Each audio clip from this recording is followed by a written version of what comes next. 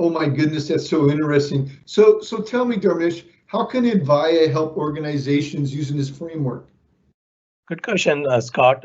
We have an offering which we call our Phase Zero offering. This is where we work with our customers, with our partners, with our friendly organizations to start working on assessing where they are. And this is not a simple assessment. It requires a lot of considerations, and I'll talk about those in a minute or so. But it also requires us to basically assess in overall business technology solution space where you are. Not only just at the data infrastructure level, but also at a different kind of operational level, different kind of people skill level, with different kind of like overall organizational processes, operations related to different kind of business areas that each organization is in.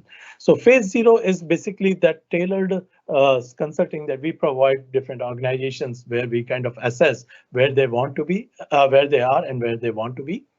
We do a bunch of discussions with different kind of owners, different kind of managers, even all the way to the team members in order to identify a roadmap that can help organizations from moving from one stage to another stage.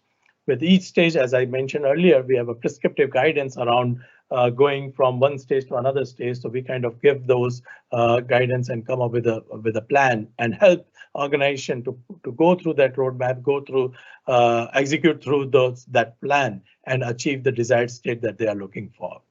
And as I was talking about, when we are doing these phase zero analysis, when we are going through these kinds of assessments, we also consider different kind of components as well. And it's not a simple analysis. We need to look at different aspects.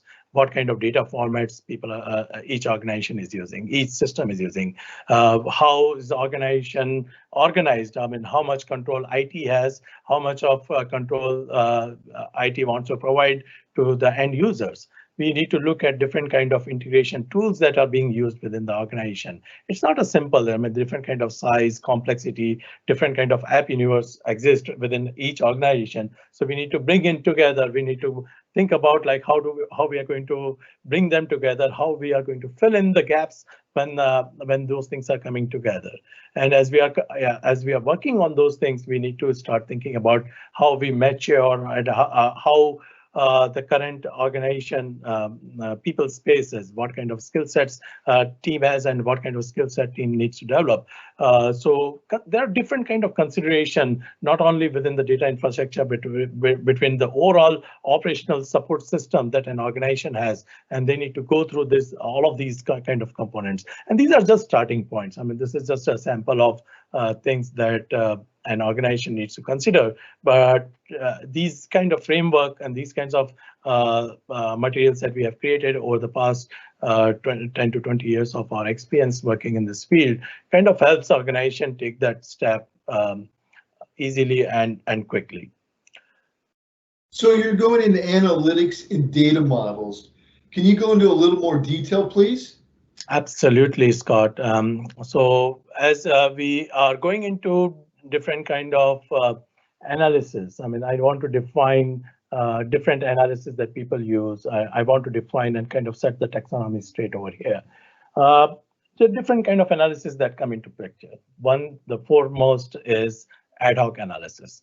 Now, this is the most common business analysis that is typically done in an organization right now. We are talking about a specific business question and we're trying to identify what is happening.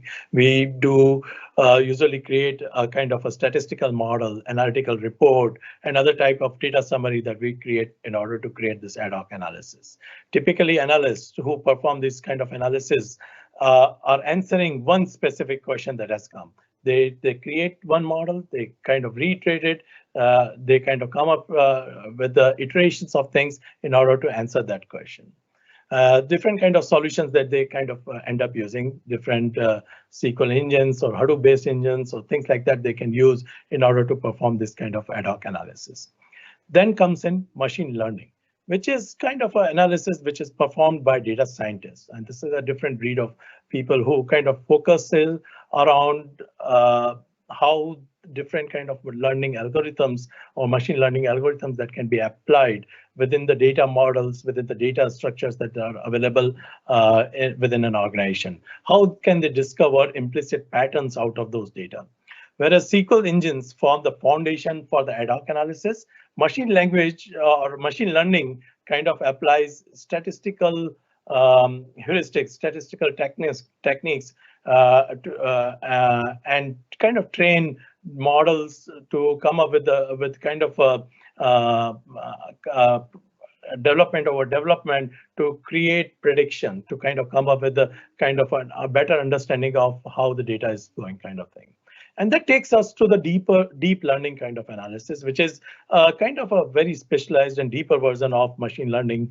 It goes into deep structured learning. It's also called hierarchical learning sometimes, which is kind of based on set of algorithms that attempt to model a higher level of abstraction in the data.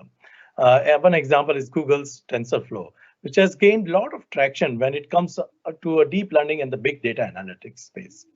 Now, example of deriving structure out of these unstructured, this kind of deep learning kind of goes into different kind of unstructured data. Think about image recognition, think about natural language processing, think about different kind of behavioral studies or behavioral analysis that is being done. And this is all kind of comprises into the deep learning kind of analysis.